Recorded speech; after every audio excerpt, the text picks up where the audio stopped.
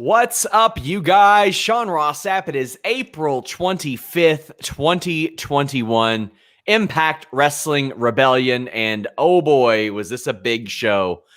We're going to start from the very bottom and work our way all the way up.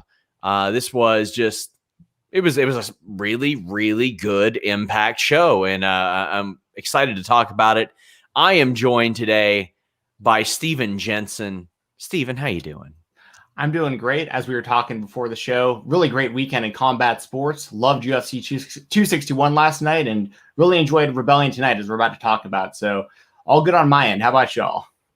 I'm doing good. It's weird. Like, I've got some people like saying that we're mega zoomed in. I don't know what is going on with our player right now. Like, I see it on YouTube now. Yeah, I'm looking. Oh my! It's like running 3D zoomed in. I don't know what's going on. What are we seeing? I'm going to try to fix it, guys, but this is a YouTube issue. This is not an us issue. This is not a... YouTube did that to me on my show last time, BTW, so it happens, all right? Sometimes they just take control of whatever. So, yeah, you all can just move the screen around to your wish, I guess. People are saying it's a YouTube setting called Mega Zoom, I think is what they're saying. Oh, my God. Please, no one zoom into my face. I swear to God.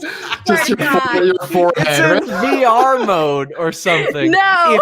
If anybody knows how to fix this, let me know and I'll do it. So you're telling me people are going to get in VR mode. Zoom in into my face during the show? It's not an option that like I have to turn on StreamYard. Like it's not great on StreamYard. We look fantastic. Yeah, we look awesome in StreamYard. But Denise is here. Denise, is like my big nose like just like on the screen right now? Like what are people seeing on YouTube? It's your forehead, Denise. It's your forehead and your eyes. That's pretty much it. No, shut up. Oh, I love it. I love it. This is what we're here for. Impact was great. I'm moving around so you can see my different portions of my face here. But Impact was seriously great. I think that it was definitely worth, the nice buck that people spent on today to watch the show. Seriously, I think top to bottom, again, solid show. There was probably one match that I didn't like, but other than that, everything was great. Hey, for those of you that are saying, it's zoomed in, gosh darn it, it's zoomed in. It's not an option that we have. It's not it. So for all of you saying, oh my gosh, you should zoom out. You should zoom out. Oh my God. It's not something we can change. They just do it. I need to zoom in and see this. You have to check this out. It's unreal. My God. What is this?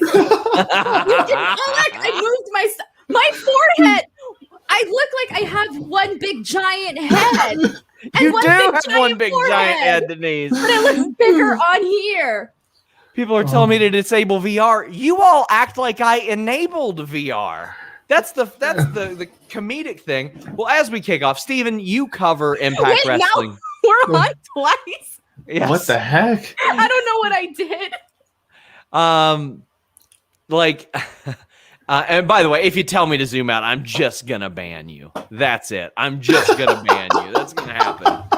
But guys, we're going to do the whole show like this? Please leave a thumbs up. Please subscribe.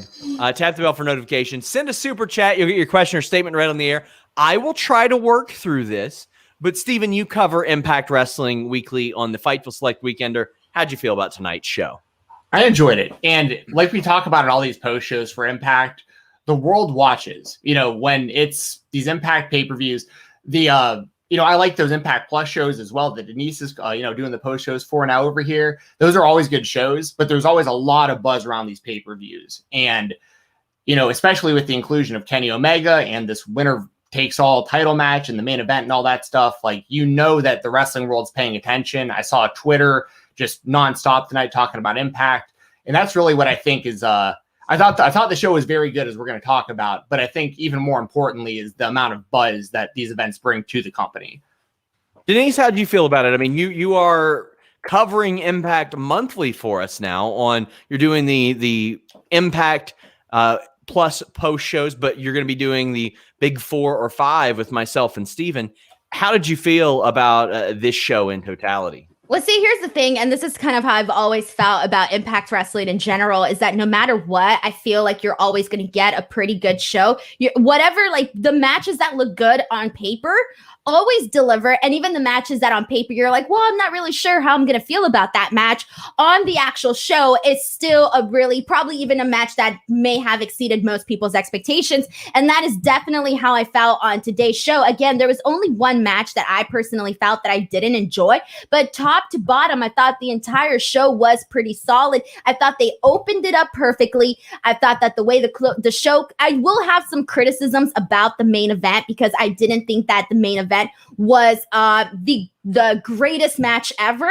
So I do have some criticisms about that, but obviously I'll get into that once we actually talk about the main event. But overall, I felt very good about this pay-per-view, and moving forward, I'm excited for, covering all the non-Big Four pay-per-views. I would argue that most main event aren't the greatest matches of all time, though, Denise. What? I mean, I would say that most main events aren't the greatest of all time. No. I mean, if every main event was the greatest of all time. What I'm trying to say, though, is that I think I had higher expectations for this match. And again, once I actually break this match down and why I feel about what I felt about it, it will make more sense. Well, the show kicked off with Josh Alexander winning the Impact X Division Championship, defeating Ace Austin and TJP. This was my favorite match of the night. I thought if you were going to start off a show, well, really any show, Steven, but especially one that had a lot of eyes on it, you definitely want them to say, oh, you know what? I remember the X Division title. I remember all that type of stuff. This was that match without relying too much on high spots. How'd you feel about this? I totally agree. For anyone who listened to the Weekender this morning or this afternoon, I said that I figured that this triple threat was going to be the match of the night. Outside of the main event, I expected more out of the main event, just like Denise said. So I'm looking forward to getting her thoughts on that as well. But I think this is a great way to open the show. It was a great triple threat. And, I didn't expect Josh Alexander to win this at all. Although I guess I kind of should, because Impact hot potatoes their titles so often that I feel like I can never sink my teeth into a real title reign. But I really like Josh Alexander, so I'm not mad about it, but I do really like Ace Austin a lot too. So I hope to have some plans for him going forward. If you guys know a fix to the VR issue, DM me on Twitter. My DMs are open. If you're watching this on demand, don't send me the fix. I've already figured it out. We see it, guys. We see it. Denise, I tried figuring it out on my phone right now, but I couldn't. So I don't know. There's no option to check. No, it actually gives me the option to watch in VR mode, but it doesn't give me the option to watch in regular mode. So I don't know why that is. Oh, it's so wild. So wild. But Denise, I look at Ace Austin. I've always thought he was such a TV star. He's just such a TV star. He's really good at this. But Josh Alexander picking up the win, did that surprise you? Yes and no. So yes, because obviously, we can sit here and we can talk about how awesome Ace Austin is, because he really is. And he's one of those people that you just know that in a couple of years is going to really be one of the forefront guys in wrestling, period. And, just even watching him in the ring, he's just such a gem to watch. It's so fun to watch. Everything he does is crisp. Everything he does in the ring is a genuine joy. But I wasn't surprised with Josh Alexander winning, because I thought that it was a really good sign, because, ever since, leaving, no longer being in the tag team no more, being a singles guy, I feel like he was sort of floundering, trying to find his spot on the roster, trying to get some momentum back to him. So him not only winning the belt tonight, not only furthers his credibility, but it also gives him some sort of direction to head into. So now I feel like this is good for him. If anything, he probably needed this a little bit more. And I'm even wondering, obviously you can still do a couple more rematches with him and Ace Austin. I don't see that as a problem where it's that's it. Where are we going to go from here with Ace Austin?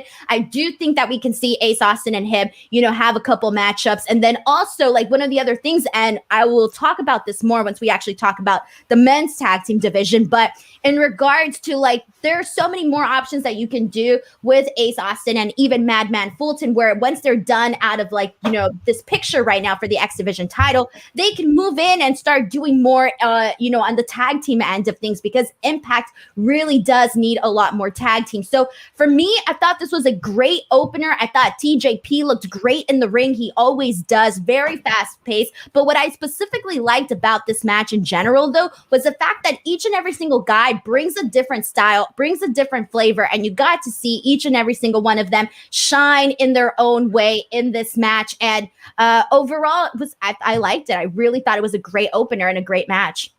I love him using divine intervention, although Omega using it in the last match, not keen on that. But I mean, what are you going to tell Kenny Omega? Hey, don't use this move.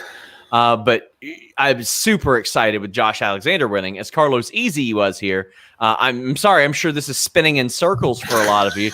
You have to turn around your rooms to read the super chat.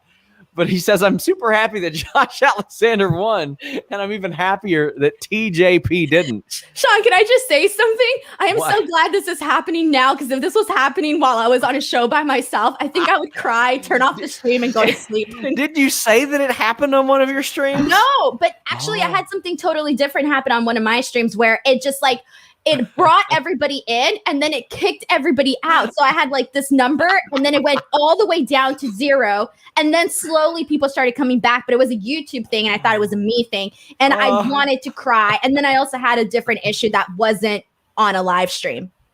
Yeah, I have no idea. Guys, those of you who joined, I'm aware this is in VR. I didn't set it up for that. That wasn't an option that we checked or anything like that. Demon Diva asks where the punch and pie is. I went into the fight chat and invited them all for punch and pie. I don't got any. I lied. We had other stuff to worry about. Nick Govindan says, feels like I'm watching in a giant tube. Main event didn't hit the heights I felt it could, but it was solid. Morrow elevates everything that he calls. We had someone say, Denise, what a night to stop wearing bangs. Damn, you guys can see that pimple that just faded away. No. I had been hiding that pimple for 2 weeks, and then it finally was good enough to show with my forehead, and now it's back. FML, guys. Oh, by the way, I just want to say this to our mods. If you see shit like this, take out the VR, Sean. I'm sick of this. Yeah, thanks, Ben Espinoza. I hadn't considered that at all. Now that you've mentioned it, I'll just go to the option. And, look at this. 360 video is automatically checked on. It's not something I can check off. But thanks, Sean, Ben Espinoza. Have a good idea for you. So after we're done with this show, you should re-upload it for the stream with the StreamYard version. Maybe. In the StreamYard version, it's going to look the way it looks for us. Yeah, probably. But you know what? This exists as it exists. That's it. I'm sorry. I was just offering a second solution. You see what happens, Steven? This is what happens to me. It happens to you. It happens to me. Remember, I've had this happen to me right here on this channel. I was doing the Wednesday Night War hosting, and my stuff was echoing all over the place, and Sean's hitting me up dude, what's going on? So I've dealt with this too. It's never fun to be on the spot when it's something completely out of your control. Oh my gosh. Okay, well, 69 names Deegan says, great pay-per-view. You all look great. This is messing with my mind. Yeah, it's messing with mine too. Oh, geez.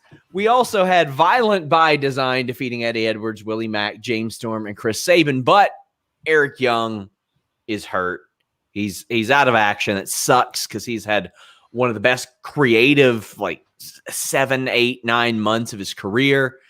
And we see him backstage talking to somebody, and he was like, you're not really with us, but you're going to work. You fit right in with us. And as we see, Denise, it is the former Big Cass. Gary Cassidy had broken the news that he'd be coming in this weekend. He looks even better on TV than he did in the pictures that emerged. He looks like $1 million, Denise. He's going by W. Morrissey. What'd you think about this? When he came out, I was very, very happy for him because, this is a guy that has gone through certain struggles that I can never speak on because never been through that. But you got to respect somebody's struggle, whatever it takes somebody to get back to their, to living as possibly a normal life as he possibly can. He went through the rehab, did all that. And this is really his chance to sort of gain back any opportunity that, he might have missed out during that period. And this is going to sound really, really dumb, but I forgot how huge this guy is. When he came in, I just thought to myself, damn, he is way bigger than I remember him.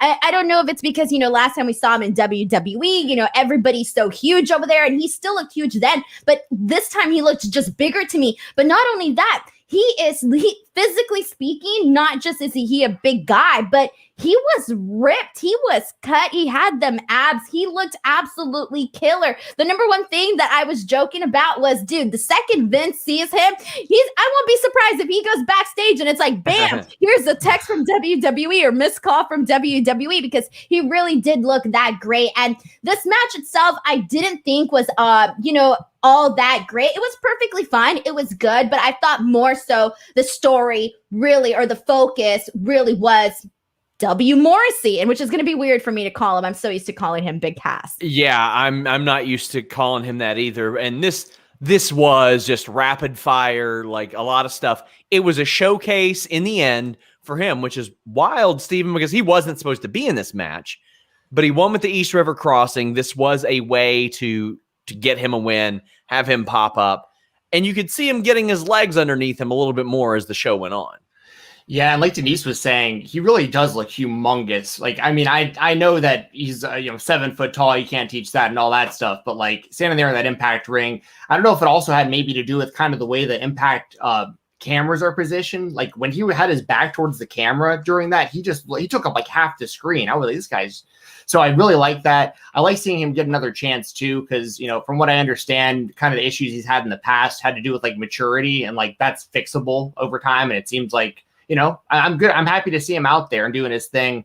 He looks to be in the best shape of his life. I think he has a lot to contribute to the pro wrestling business. So outside of the name, which, that is going to be tough to get used to saying W. Morrissey. But outside of that, I'm very happy to see him. And he was a good replacement because I didn't know going into this if Eric Young was just going to try to work, on his injured knee, if he was going to, maybe with 8 people being in the match, you can kind of hide the injury and not have to do so much. But I like the call to just completely replace him and do this. So I think it worked out really well.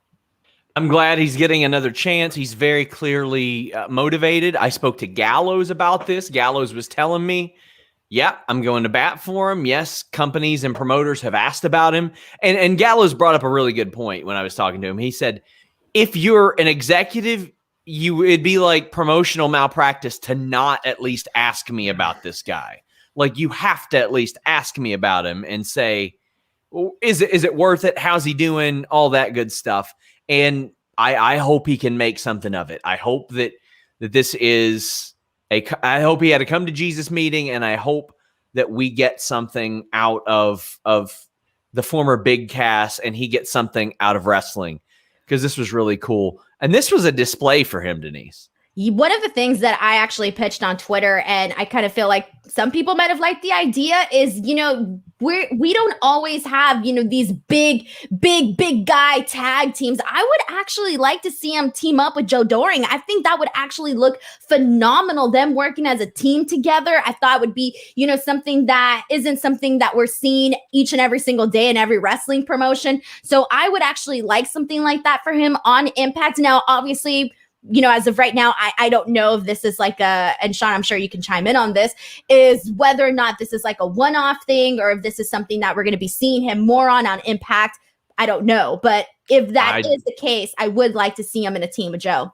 I did ask. I have not gotten an answer yet. I'm hoping that I can. I'm hoping I can conjure one out of somebody who doesn't know that they're telling me something that's a scoop. But so is that how you get your scoop, Sean? Thanks for the dirt. Sometimes you did the back end approach. Nice. Yeah. And if you want to take the back end approach, check out our. No, I'm just kidding. But getting your super chats, guys, that stuff really helps, especially with doing. I don't even know if I'm allowed to do an ad read right now with the screen looking like this. So get in your super chats. It helps us an awful lot. But this was a display. I like the Joe Doering idea. They're taping Monday and Tuesday as well. So Omega's probably going to be there. I would imagine Cass is going to be there. Yeah, we'll see how it goes. I like the idea. Addition. I like the idea too, Denise, of them being a tag team. It's wild because Joe Doering looks, I mean, he's got to be what, like 6'4", 6'5", and Cash is 6'5", I checked. And he towers over him. Yeah. So. Nathan says, sell this for pay-per-view reactions, the Fightful Dome. And Nick says, invite any of the Wrestle Talk boys to the stream. We either need to see Ollie, Luke, or Lori in VR big head mode. They're all bald as hell. It'd be ridiculous. It would just spin and spin and spin. You wouldn't be able to tell any of them apart because you could just see them from here up. All right. Well, I'm going to need screenshots on this on Twitter. So if anybody has any funny screenshots, send them over. Send your screenshots on Twitter. We're making this a gimmick right now. We're not starting a new stream. Like, I might re-upload something. Maybe. But otherwise, you're just going to have to deal with it.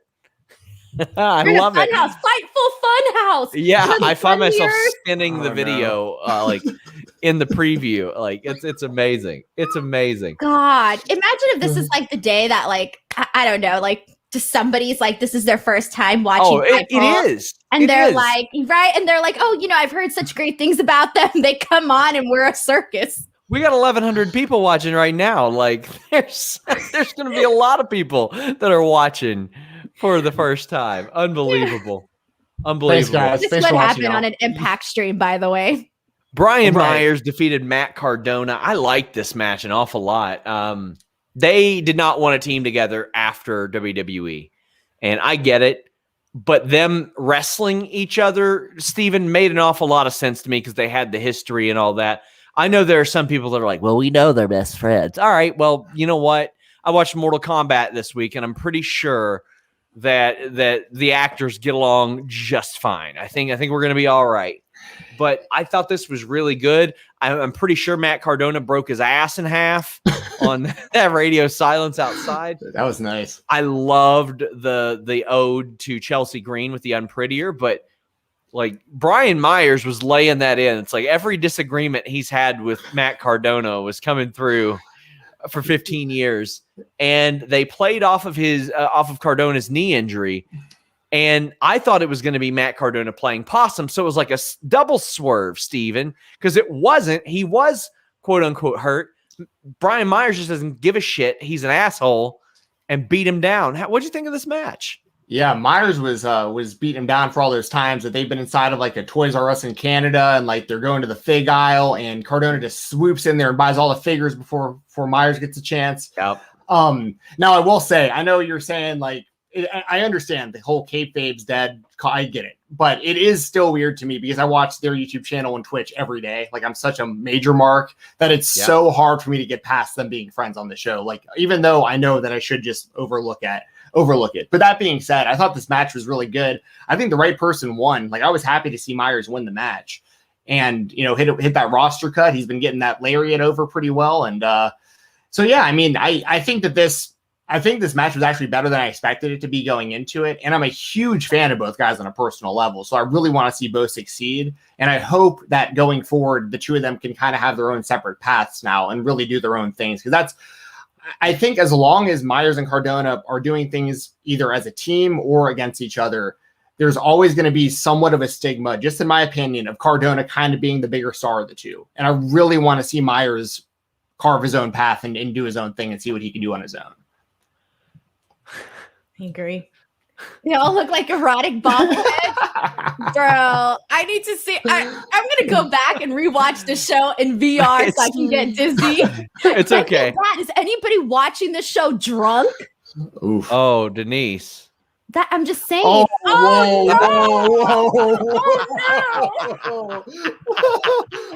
no. Now I'm afraid someone's going to get me. Oh, no. What if someone's like, oh, I'm thinking about hiring Denise. Let's see what she looks like as an on-camera personality. They come on and I look like that. Like, somebody had to have checked that on. Like, I don't know if like. Did you go to the YouTube settings already on the actual YouTube page? Yeah, you can't disable it. Oh, it's amazing. And I know this is a mess of a review, guys. I apologize. We could not have predicted this. Am I still getting paid for this, Sean? Yeah, you are. So, guys, Denise is getting paid for this. So is Steven. Please donate super chats to help offset that.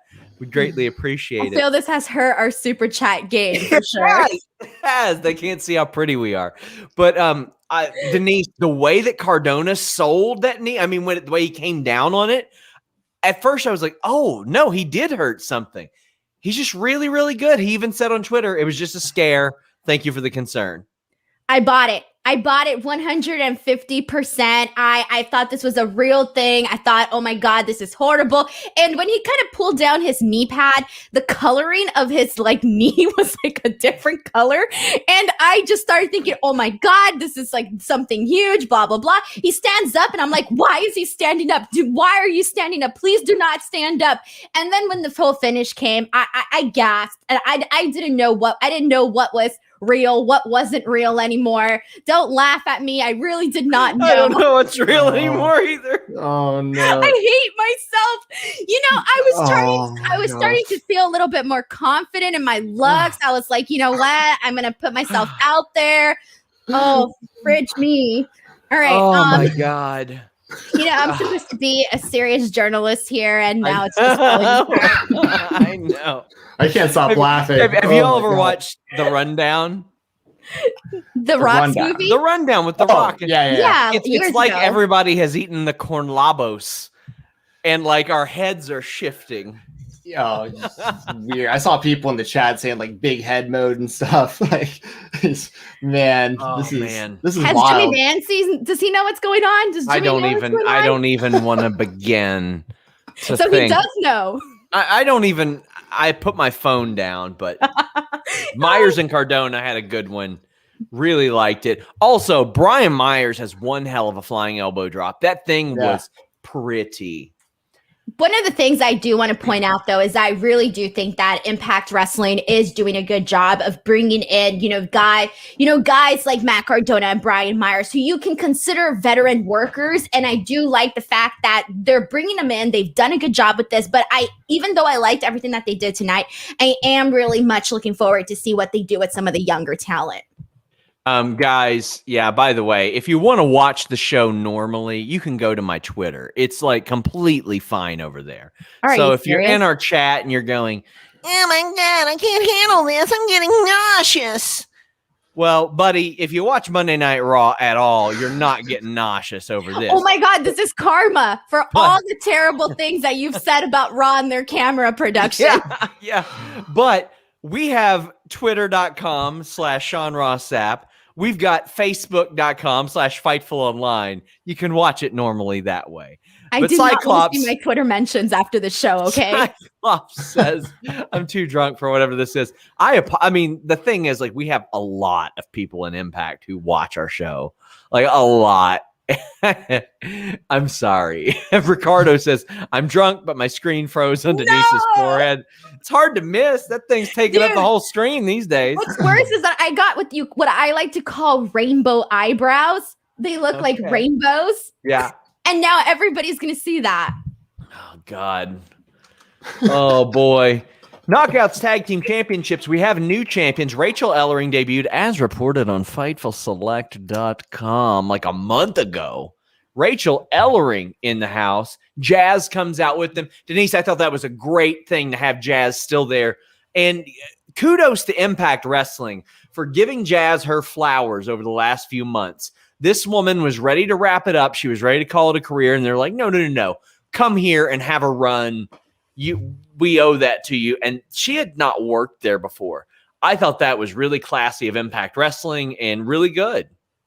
I love Jazz too. I'm a fan of hers. I got to chat with her and that was really fun. But I will have to be honest about this match. I didn't think this match was that great. I actually thought this was when I was talking about having one of the weakest matches of the night.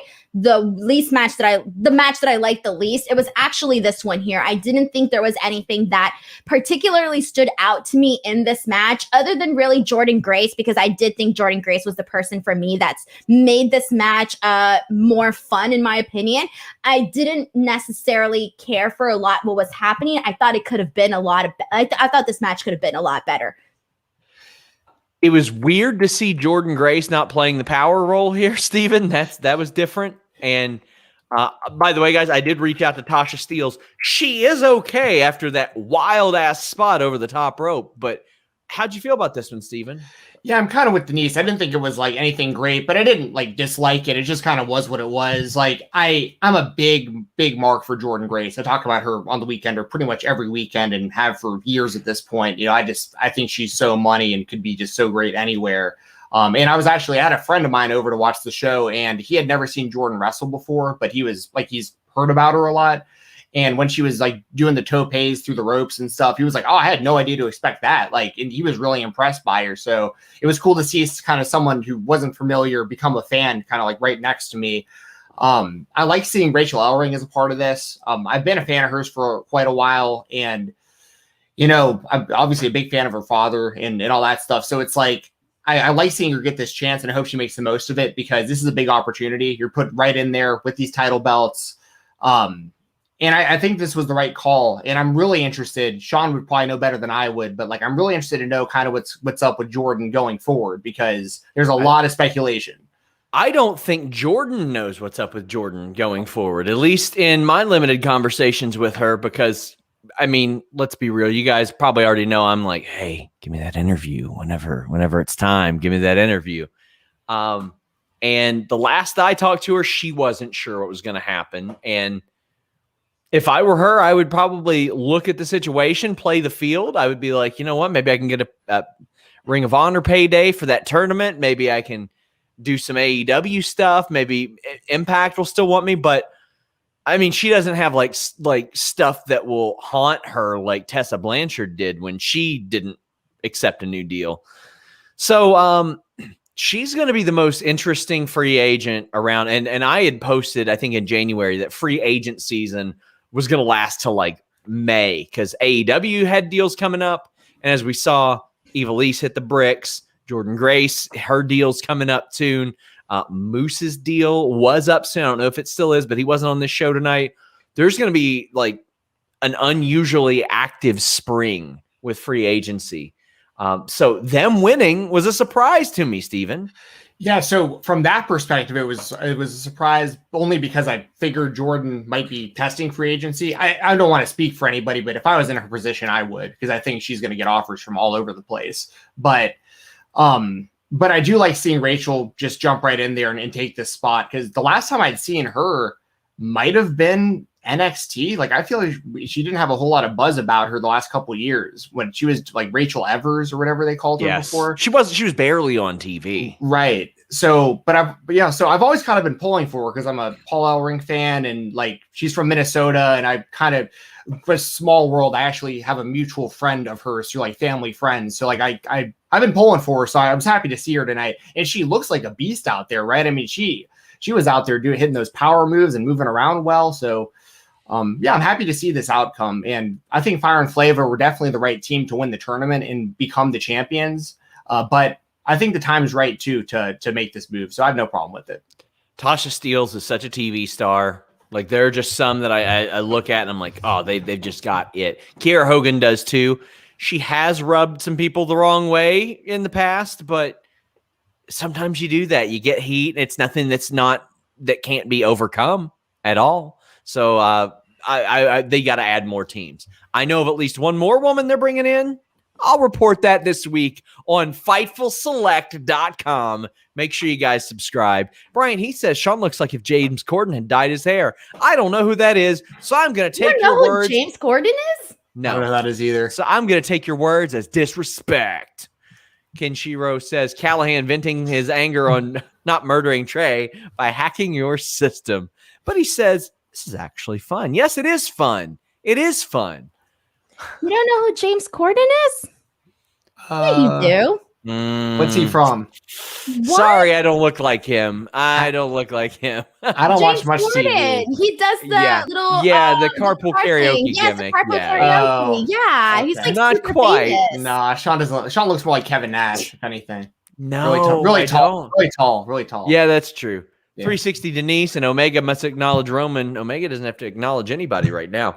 Get your super chats in, guys. We greatly appreciate it. Again, If you want to watch this video normally, it is over at my Twitter and at YouTube or Facebook.com/Fightful online. Are you still being yelled at in the comments? Oh my gosh, all the time.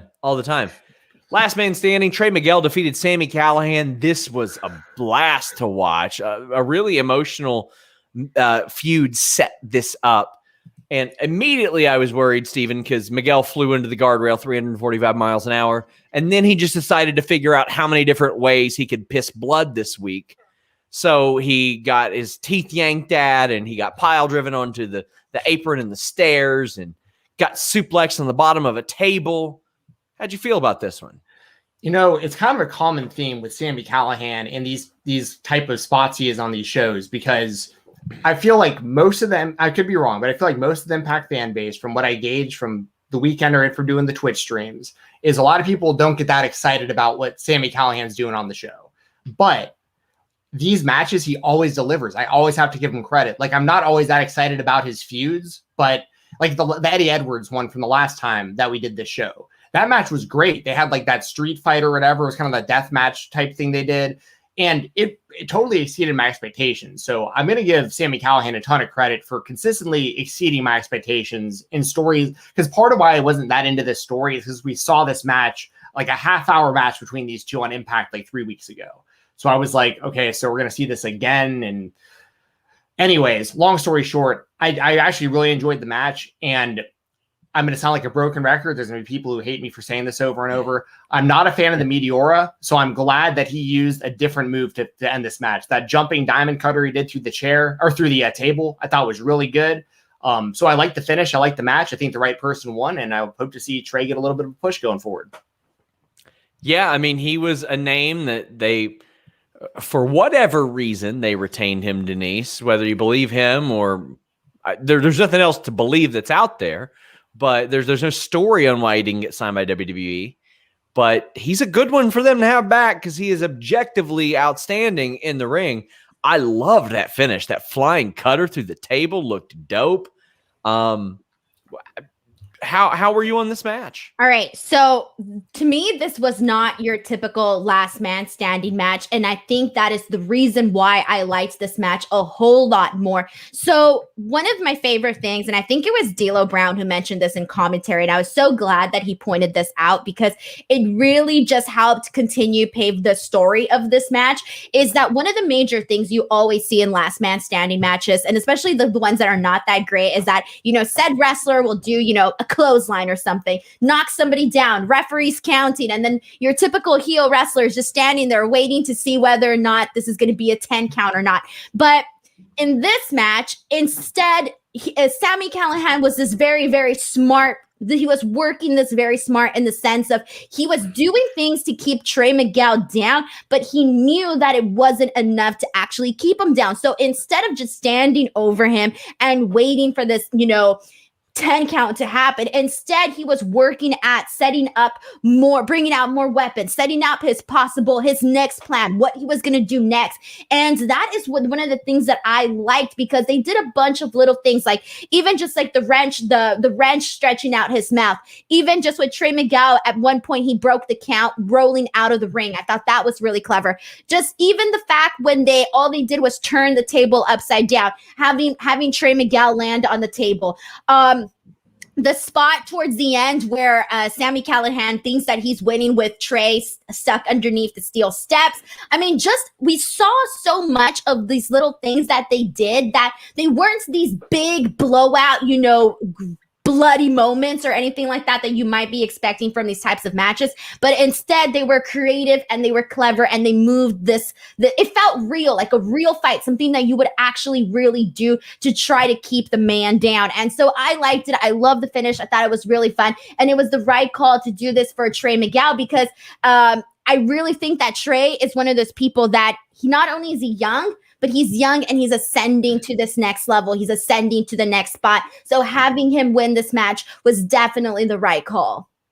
I agree. I really enjoyed this match. One of my favorite matches of the night. And I didn't think that any matches were bad tonight, which is good for Impact on pay-per-view. Because, Steven, I know that you've seen a couple of those Impact shows where it's just like, damn, like there are just a couple matches that leave a bad taste in your mouth. Nothing did tonight. It was a good show, and this is a big part of that good show. And I think that Sammy Callahan, as you mentioned, Steven, needed to have a match like this on a show like this where everybody was watching.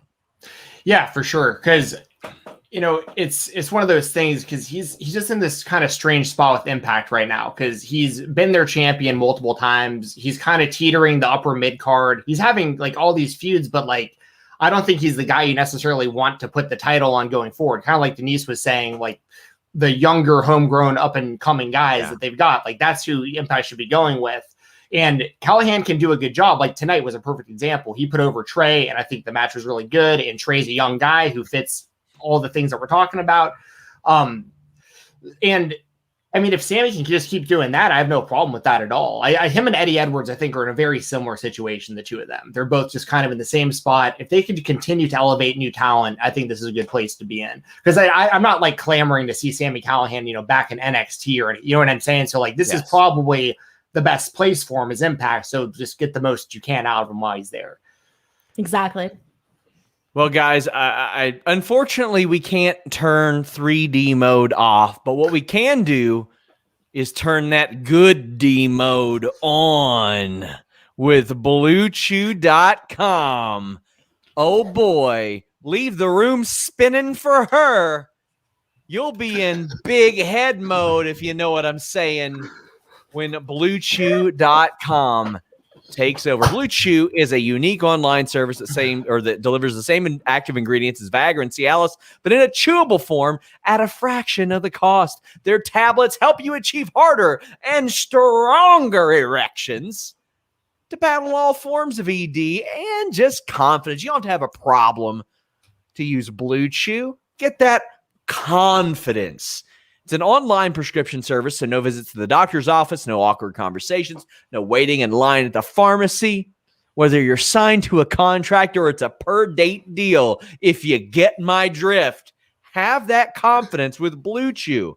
Sign up, consult one of their licensed medical providers. Once you're approved, you'll get the prescription in days. It's all done online. They're made in the USA. They prepare and ship direct, cheaper than a pharmacy. It comes to you in a discreet package right to your door. How much better can it get? How much better can it get? How much better can it get? Free! By God, it's free. The same price of this podcast that so many of you are like, Oh my God, the room is spinning. Oh no, what am I going to... It's the same price as this completely free, optional to watch, nobody holding a gun to your head podcast. All you got to do is pay $5 shipping for Blue Chew. Pay the mailman. Mailman got to get paid. Mailman likes to slang it as well. So you know that he's going to deliver it to your back door if he's got Blue Chew. BlueChew.com, code Fightful. It's great stuff. They would not give it to you for free if they didn't know that it was going to work. BlueChew.com, code Fightful. Reminder, guys, leave a thumbs up, donate a super chat, get your question or statement read on the air. FinJuice defeated the Good Brothers to retain the tag titles. Denise, I thought this was a short thing. I thought Good Brothers were going to win. FinJuice is probably going to head back to Japan, and that was going to be it. But I mean, there are still 2 days of tapings. I did not think FinJuice was going to win this. So I'm wondering if this was like not the original plan, because I've heard that things have gotten worse again in terms of like COVID and the pandemic in Japan. So I don't know if that has changed travel restrictions. And I'm wondering if maybe we might see them stick around a little longer. Yeah, I think so. But let me tell you, when I talked to David Finlay and I realized he didn't have an Irish accent, he was born in Atlanta.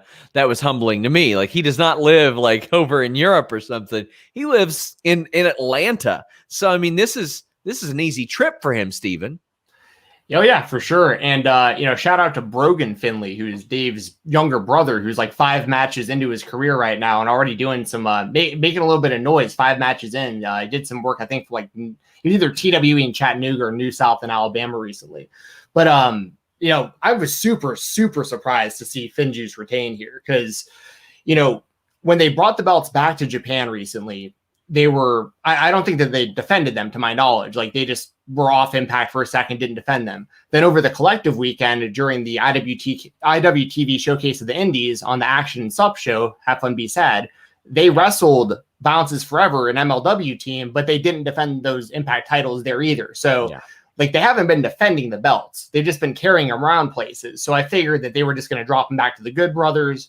And then that would be that. And we'd be on our way with, the Elite holding all the gold coming into Dynamite on Wednesday. But I was super surprised to see them retain here, but I'm not necessarily mad to see them sticking around in Impact because I think they're a good fit there.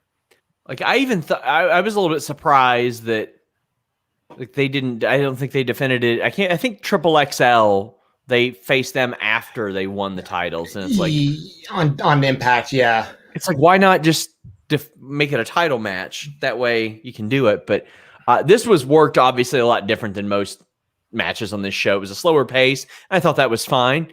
It's not going to be a match where anybody says, "Oh my God, you gotta watch that." But I thought it was fine. Anderson's got a great neck breaker, but I thought that it was just a matter of time before Anderson and Gallows won, and I'm okay with it. I'm completely fine with it. Thought this was good. Denise, what'd you think? They kept the action throughout the entire match. Like you said, it's probably not going to be a match where you're like, you got to watch this, in terms of like really standing out in the speaking of the entire card, it probably wasn't my favorite match of the night or my second favorite match of the night. But overall, I thought that they did keep a nice pace throughout the match. I thought there was a lot of good selling throughout this entire match. And the thing that I liked was that even though the finish itself, it wasn't a decisive win, it was still a clean win. So I did like that. And it's just for me, I really do hope that they start building more tag teams for the men's Impact division, for the men's tag team division in Impact. I do think that they need to get more tag teams and just try to do more with that. So I do hope we get to see some more teams being built up to work with Juice Robinson and David Finlay and with everybody else, obviously. But overall, I like the match. Again, it was not one of my favorites either, though. I do think they should take a cue from AEW and like almost everybody should have like an associated partner like type of thing. Cause like almost everybody in AEW has the option of going for the tag team titles. But right now, Ace Austin and Madman Fulton, well, Ace Austin's worried about the single stuff. Decay, I don't know if they're really going to be a hot team or anything, but FinJuice, Good Brothers, they're great. When Alex Shelley comes back, Motor City Machine Guns, that's great. Triple XL, I don't think anybody expected them to be as good as they've been. And Larry D has gotten himself in incredible shape. Yeah. My God. Violent by Design, that's a good, like sort of free bird to have in there. Shira and Rohit, I mean, it's Shira. So, I mean, Rohit, I'd rather Rohit wrestle in a tag team by himself, to be quite really? frank. Do you really feel that? Oh, wow. I don't mind Shira. I like Rohit a lot, but I don't mind Shira. What do you think about, we saw him a few weeks ago. What do you think about a one-off AMW, one more match, Chris Harris in there? I would love that. I would love that. And if Chris Harris can go, bring him back. Yeah. Like, do you even think maybe they could even circle back and even do Willie Mack, Rich Swann again? That would probably be something fun too. I don't know. I mean, there's options there. There really is options there. Yeah, but I would like to see them. I don't know what's up with AOP. People keep asking me, and I'm like, well, I know that Akam was chilling in like Vancouver recently, but I don't know what their visa status is. Speaking of, they did a Slammiversary teaser. And they showed Samoa Joe, Chelsea Green, and they showed an Australian flag. And that's because they don't have any archive footage of Peyton Royce and Billy Kay. Now, this does not mean that they're bringing those people in. Because if you remember last year, guys, they showed Samoa Joe, or they didn't show Samoa Joe. They showed Shane Helms, Drake Maverick, a lot of people who weren't going to be there. To the point to where I was like, I see it Slammiversary, Shane. And he was like, motherfucker, I am not going to be there. But that from what I understand, the tentative plan, even though they said July, is I think July 17th or 18th. I understand they don't want to put a date on it because, quite frankly, Steven, as we've seen, UFC has wreaked havoc on pro wrestling pay-per-view schedules, and these companies have said, we ain't touching that Saturday if UFC's on it. Well, and to be honest, that's the big thing with like, I'm really glad Denise is doing the post shows for those Impact Plus specials because everybody's like, I'm glad Denise is doing it, so we don't gotta. Well, I had contemplated asking you about it, but it's all they conflict with UFC so often that it's like, for that exact reason. And I'm still in the MMA space myself a little bit, so it's like it's tough to balance that. Like this show, for example, tonight was supposed to be last night, and they literally moved it to avoid the UFC. So Revolution was supposed to be on a Saturday, and they moved it because of UFC as well. So, and with the type of show we saw from the UFC last night, probably a good idea. Oh yeah, I totally agree. I mean, and I do the same thing. If you find out that Jake Paul's fighting again, you move Impact again. Yep. I mean, you're gonna have the competition there on Saturday nights. And then that's going to be maybe tricky but they tend to not run weekends that the WWE runs pay-per-view, so they'll get all that figured out. But yeah, I mean, that's a very good point. Like, I mean, the UFC is just, especially right now with the fans coming back, there's going to be a lot of buzz for the UFC right now, big time. Guys, get in your super chats. We are at the co-main event. Fran Chili says Denise is looking like a Bratz doll. Sean looking like Al. My dreams have finally come true. Oh, Denise. I love Megamind. It's one of my favorite animated cartoons ever. There you go. And then Michael Bunge said, I watch it on my Roku and it's perfectly fine. And Anakin said it's more entertaining than Raw. We should do it tomorrow. Not if I can help it, because the chat can be insufferable. Bless our mods. Thank you to our mods for helping out. I appreciate you. Nerd Guru says, I thought for sure we'd get Mox or Eddie tonight. I don't think so. If we didn't get Rich Swann on Wednesday, I didn't think we were getting Mox or Eddie tonight. I really didn't. I know the Mox thing I had in the back of my mind because, I mean, popping up at Bloodsport and GCW and all this, it's like, that would be so cool if he was that one guy that just went everywhere. But yeah, I think it was a stretch as well. Impact Knockouts Championship. Deonna Purrazzo defeated Tenille Dashwood with Caleb with a K. There were some shenanigans with Susie and Kimberly. And you know what? There are a couple of Australian girls who will be ready by Slammiversary that could back her up. That could be very interesting. But I got to be frank. Like, I thought after Tenille got released from WWE, she stood a chance of being a really, really good draw outside of WWE because there were not a lot of women who continued their indie careers that had that worldwide television exposure. Quite frankly, they were hoarding talent at that point. They were not releasing people. And in the era that before that, these women were getting out of the WWE at 30 and then just not wrestling again. They just didn't wrestle again, or they got out of wrestling altogether. Tenille didn't quite hit that level. She popped up in Ring of Honor and had that injury, which is unfortunate. They had plans for her. She was going to be in Lifeblood. Then she went to Impact. I've loved the gimmick. I've loved Caleb. I like that. But we have not seen her have like a standout singles match. I won't say this is like even top 3 match on the show, but I think it's the best match I've seen Tenille Dashwood have since Asuka, since the match that happened like right before she got fired. I thought you saw glimpses of Emma facing Paige. You saw glimpses of that where there was all that hype. And Denise, they laid their shit in tonight. Oh my God. So you basically covered this, but really in terms of like within a few minutes, literally like 2 minutes in, I just thought to myself, this definitely is the best that Tenille has looked. First, I said this is the best she's looked in Impact. But then afterwards, I was like, you know what? This is the best she has looked in a really long time. I thought that she came out there and she knew what she was doing. She went out there and she looked impressive. There was nothing that, she did that I thought looked bad or wrong or whatever. She came out there and I liked what they did together. I loved this match, actually. And I thought that Deonna Purrazzo brought this very, very aggressive side. And she gave a lot to Tenille in this match. So I got to say, I was a fan of this match. I loved both of their styles sort of clashing together. I thought that looked pretty cool. And I mean, obviously, I wasn't expecting Tenille to win or by any means. I wasn't expecting her to win. But I think that given my expectations for this match, it definitely exceeded my expectations for this match. Deonna's very clearly their girl, Steven. She signed a long contract. The the weird Su Yung title win last fall makes even less sense now because she'd be approaching history right now if she hadn't lost that. But like I said, double underhook suplex into the corner, the mutal lock, those Emma sandwiches that we saw. Like, we saw some glimpses here.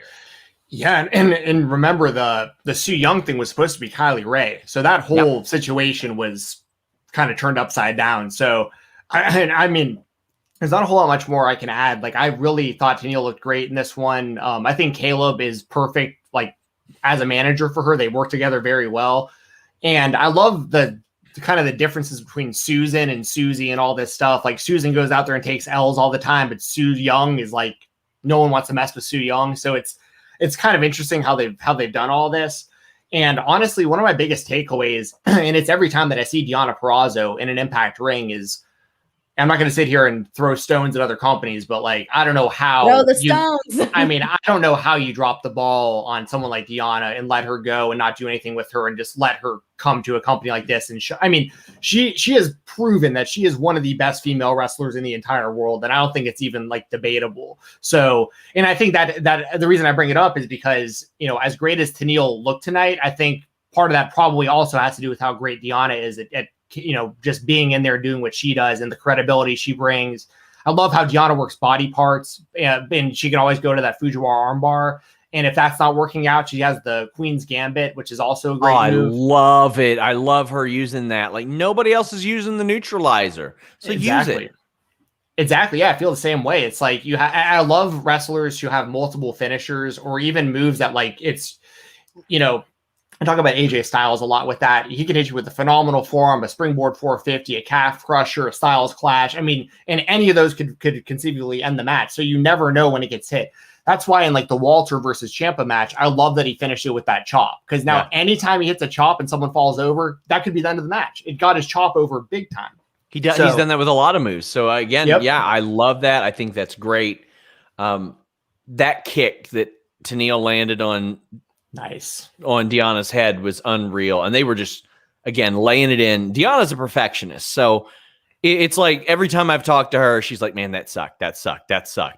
I hope she looks at this and she's like, man, it's the best match that Tenille has had since 2017. Yeah, but I kind of like that though. I feel like when someone is a perfectionist like that, I feel like that's how you get better. You know, Steven, you just mentioned all the things that you like that she does, and part of that is due to like being this perfectionist type of person. In fact, I think more people should be like that. To be honest, your harshest critique, your critiquer, your meanest, you know, whatever. I'm not even saying that anymore. I'm gonna go criticize myself for not being able to say the words right after this. But no, seriously. It helps, yeah.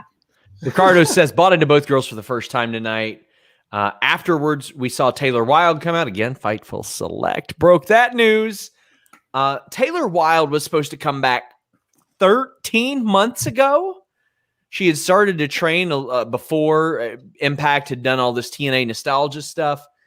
I'll say, you know what? It could be a lot worse than Taylor Wilde still in the physical prime of her life, getting a full year to train for her return. Because as we've seen with NWA, sometimes it's hit, sometimes it's miss. Sometimes you're getting Aaron Stevens, sometimes you're getting Tyrus. And that was coming. Yeah. I knew it. If you're getting Aaron Stevens, you're real lucky. If he hadn't wrestled for a while, you get him back, okay, good. But then you get Tyrus. And it ain't good. Now, I'm not saying that Taylor Wilde resembles Tyrus in any way, shape, or form, but I get the feeling that she is going to be prepared. And if she's not, doesn't really matter because Deonna Purrazzo is going to lay that shit in anyway, as we've seen. I'm glad to see Taylor Wilde back. They need to bring more women in, and she is one that is synonymous with the company, Steven. Oh yeah, I'll take Taylor Wilde all day over Tyrus right now. That's not even debatable. He had that triple threat match on that last Power. It was just brutal. He is the worst television wrestler this year by far. Yeah, it's bad. And it's great to see Taylor Wilde back. I mean, she has the history with the company. And I mean, we see here, if you watch Impact on Twitch, you should watch it on Thursdays with me, Joel Pearl, and every other week, Jeremy Lambert. They show clips of Taylor Wilde often, so the fan base should at least be somewhat familiar with her past because they show all those flashback moments and she's in it almost every week. So I'm cool with that. And like we were saying before, it adds more people to their knockouts division as a singles wrestler and potentially a tag team wrestler. So it's a win-win. Denise, Exactly. Taylor Wilde, any thoughts? All right. So, she was somebody that was good back in the day. So now my curiosity is like with the evolution and how women's wrestling has, evolutionized since then. I am curious to see how she's going to go ahead and like fit into this. But based on what we saw tonight, this tiny little glimpse, I mean, it looks like she's, hasn't, lost a step whatsoever. So I did like the fact that she is going to be, this possible new challenger for Deonna. So I'm excited to see what she can do and how she can go, now. Yeah, I am too. Guys, we've hit the main event. Get your super chats in. I would greatly appreciate it. Kenny Omega defeated Rich Swann to win the Impact Unified Championship. He gets the TNA and Impact titles. Ricardo Holt says that main event humped. Zach Barber says 3 championships in 3 promotions across 2 countries. Kenny Omega, unquestioned top star in the biz. Yeah, and I mean, Impact is based in Canada. They'd probably be running shows up there right now if they could. And he's got 4 title belts. So yeah, that's pretty impressive. This match was good, I thought. It was not as good as I thought it would be. That's fair. I think that's exactly how I felt because this is one of the things that I said. Like, I think going into this match and just like everything surrounding this match, you were expecting for it to be like the match, essentially, like one of the ones where you're going to be like at the end of the year, this is one of the best matches of the year. Unfortunately, come by the end of the year, I do not think this is going to be one of those matches where I'm going to say, oh, this is one of my top 5, top 10 matches of the year. So I do think that it was good and that I'm just going to say it, hands down, Morrow made this match. Morrow made this match with his commentary, with the energy that he brought, the excitement, the enthusiasm, all of that. He made this match, I think, feel grander. Now, it was really great. The energy was there, but it missed the mark on it being a memorable, great match that I think we're all going to be talking about in a couple of months. I don't think so. It's not even top 20 for me this year. See, and that's not good. That's already not good. I mean, as far as an Impact main event, yeah, but I mean, for all the eyes that it had on it, there were a couple of slip-ups, Steven, that I think actually, like, I saw a lot of people in the fight chat over the back body drop off the top rope. They're like, yeah, botch. And I was like, well, nobody got hurt. It was a move that looked like it hurt, and it was supposed to, so Then there was the spot off the top rope that I think that Kenny Omega saved by having his shoulders pinned, and it looked like a roll-up off the top. Did those take you out of the match at all? I don't know if it really took me out of the match. I couldn't tell if they were going for like a poison run off the top during that or like what exactly they were trying to do when Kenny had him in the one winged up on the top rope like that. I mean, I give him credit for, going for it. I mean, we've seen, like the Snapdragon suplex that Kenny hit an Okada in one of their matches off the top rope that, the whole internet blew up for. I mean, he's capable of doing these like really cool off the top rope moves that are super dangerous, but 2 of them didn't go their way tonight. Just is what it is. One issue I have with Kenny Omega, I will say this. I'm a huge AEW mark. I love it. It's my favorite mainstream company. It's not even close. Like, I love AEW. Kenny Omega is the belt collector. I think it's an awesome gimmick. But how many times is the guy going to hit a V-trigger per match? Like, that's a move that could be a finisher in itself. Like one of those, the way he hits it and how loud it is and the impact and the force and the speed. He had to have hit double digits amounts of V triggers before he hit that one winged angel. And that's the only issue I have really with it is like, these are 2 guys with incredible skill sets that can have a bag of tricks that's so deep, so many different moves. And Kenny just kept kind of hitting the same thing over and over and over again. And I was just like, I don't know, I'm with y'all. I don't think it lived up to the hype. I don't think it was bad by any stretch of the imagination. No, it was not bad. But it was a little underwhelming, and I would really like to see Moose and Omega at some point because I think stylistically that'd be so much different. Yeah. As for Omega using all the V triggers, like I mean, I liked Nakamura an awful lot when he spammed his moves. And to me, I think he did it because he couldn't get the one-winged angel. And that's why he probably did it so many times. But I'm so glad the referee shenanigans didn't happen the way we thought they were going to happen. Like, I thought it was going to be way worse. Hebner getting the cutter hit on him was actually very funny because, I mean, a Hebner getting beat up is always going to be entertaining to me. Aubrey not compromising her integrity, I thought put her over a lot. And I think that referees should have personalities like that. I think, like, in baseball, you don't want certain umpires because of their strike zone. You, like, Kenny Omega should not want Aubrey Edwards because she's no nonsense. And he knows that his New Japan overbooked, oh, we're going to mess with Red Shoes style, it's not going to work on her. And I would love that. He wants Rick Knox, who's like Mr. Magoo walking around blind, not carrying around or caring about anything. But I thought this was pretty solid. The Snapdragons were so nasty. They were so good. The Tiger Driver 98, they kept calling the J Driller. I was like, oh, damn. Yeah. And to the point to where I was like, I almost went full Michael Cole. Is it a symbol? Is it symbolic? Man, that'd be great to see Jay. It would. Or anybody from Ring of Honor. Really true. But the Swann briefly threatening again at the end. I was like, okay, cool. And then Omega won. Samuel says the match was good, but the ending felt too abrupt. I didn't think so. He got kneed in the head 72 times and bend. I actually did think, because I ended maybe like 10, 12 minutes before the next hour, I actually thought that the show was going to end exactly like on the dot at 8 o'clock, because it felt, you can tell from the beginning that they were going to go a long time during this match. And I figured, okay, they're going to take like the full, however, I think there was like 35 minutes left till the next hour. So I kind of thought we were going to do that, go in that direction. So look, in terms of the V triggers and all the V triggers, I think, for me, I didn't mind it in this match. I didn't mind it as much. And kind of going back to like the question that you asked Steven about, whether or not those botches kind of took you out of the match. For me, it did. Those two missed spots in the top rope, for me, it did take me out of it, because it was kind of like, I'm so used to seeing both of these guys, whenever they're in the ring with somebody, work at a certain speed and work at a certain crisp level, that the stakes are a lot higher when you're promoting this type of match, title versus title. And given that Rich Swann, Eric Young for Bound for Glory last year was literally one of my favorite matches of the year last year, my expectations were very, very high. So for me, it did take me out of the match on this one. And then in terms of the referee spot, I loved it. I actually thought that was a very creative way to swap out the refs, include all of that. I thought that was great. But yeah, it was a miss, unfortunately. Oh, the other thing I want to add is that I did like the fact that they kept panning showing a shot of Scott D'Amore and Tony Khan, especially because Scott was like, he was sweating, he was stressed out, and that's the way it should be.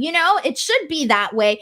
And so I liked all of that. I thought that was great. Also, this doesn't apply to this match, but I should say other ones. Impact has got to keep the camera tight when people are climbing the top ropes and people are just waiting at the bottom to catch people. Keep the camera tight. Cyclops says there were a couple scary blown spots around the end. Yeah, there were. And Carlos says, I know he's not for everyone, but it was nice to hear Morrow in the main event. I would like for them to bring him in for main events because it feels special. For their big pay-per-views. I'm sorry, I don't know, and I know that there's criticisms about Morrow out there, but I can't agree with any of those people, because I just feel nobody is at his level when it comes to commentary and wrestling. And he adds something that no other commentator is adding right now in wrestling. And I just do not get any sort of the negative criticism for Morrow on that end. And I am so happy that he brought him into this match, because if he wasn't doing commentary for this match, I don't think I would have came out feeling as excited as I did during this match without Morrow in it. And also, I really do hope that they bring him in for at least the big pay-per-views. I know his schedule is busy, but bring him in for the big pay-per-views. Do the main events, the whole show, whatever. I loved it. Ken Shiro says AEW champion versus Impact title unification with Morrow on commentary was almost surreal as this viewing experience. Steven, I mean, we were covering Josh Matthews commentary, so anything's an upgrade, but especially Morrow. Yeah, and I have a soft spot for Morrow. I know his whole past and everything. And, I'd highly recommend, if y'all have never seen it, check out Bipolar Rock and Roller that Showtime did. It'll give you a really good insight into his life and who he is. And I really like on commentary tonight how his commentary sports broadcasting bled into this too, because they were asking him on commentary, like, it'd be like, hey, of all the fights that you've watched, like, where does this rank as far as like brutality in a fight?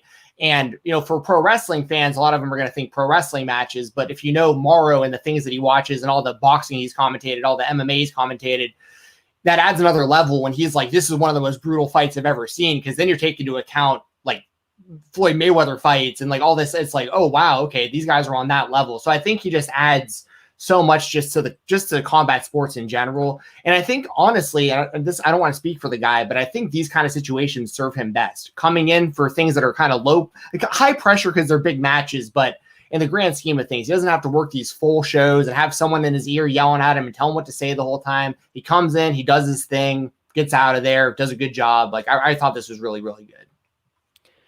Mike NY says, will Slammiversary have a crowd back for Impact? I think they're probably hoping that, and that's why they haven't announced a date. I'm probably going to be there. If it's in Nashville, I think I'm going to try to be there that week. Do you want to go?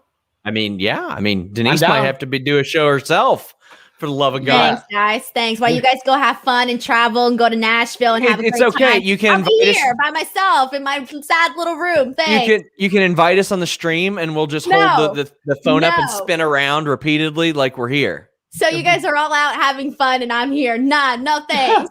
Well, I'm not signing up for that. I lived in Nashville for like the last 10 years. So like I live in Atlanta currently, but like that would be a lot of fun because yeah, man, you got to do that and the Scenic City Invitational in Chattanooga. I've been telling you about that for a while, man. Just saying. It'll happen. I've been telling my wife I'm going to take her to Nashville, and I'm using that as an excuse this year. Simrege Punk says, at the end of the day, what we'll remember is that image of Kenny holding those belts, looking like $1 million. Here is that image. It's a good one. I mean, with his buddies there, yeah. All the gold. I love it. Amy Kimball says, I thought Omega pulling the knee pad down was old school storytelling. Enjoying the show. Steven is great. First listen. Love SRS always. No love for Denise anywhere. That's what happens. That's what happens. Amy, I don't know what to tell you, Sean. Amy, I respect you. You're great, Amy. Sean, that's what happens when you're at the top. Not everybody's going to like you, Overexposed. What happens to the people at the top? And by the way, I gave myself a new name, too. What is it? The Job Collector. Thank you. Oh, God. Yeah. Let me tell you, you'll collect some jobs, all right. You'll be the leader of the job squad before the end of the day. Samuel Mackey says, the match was good. The ending felt... Oh, I already read that one. Yeah, the thing is, we could be in a lot worse spot than expecting match of the year and getting a really good match. I mean, yeah, we could be a lot worse off. DJ Brian C says Swann seemed concussed early. Maybe at time. I think you just maybe had a little bit shuffly feet, so to speak. Shuffly feet. Anakin said, Denise, rope in Jeremy for the post show. Jeremy is not going to do an Impact Wrestling post show.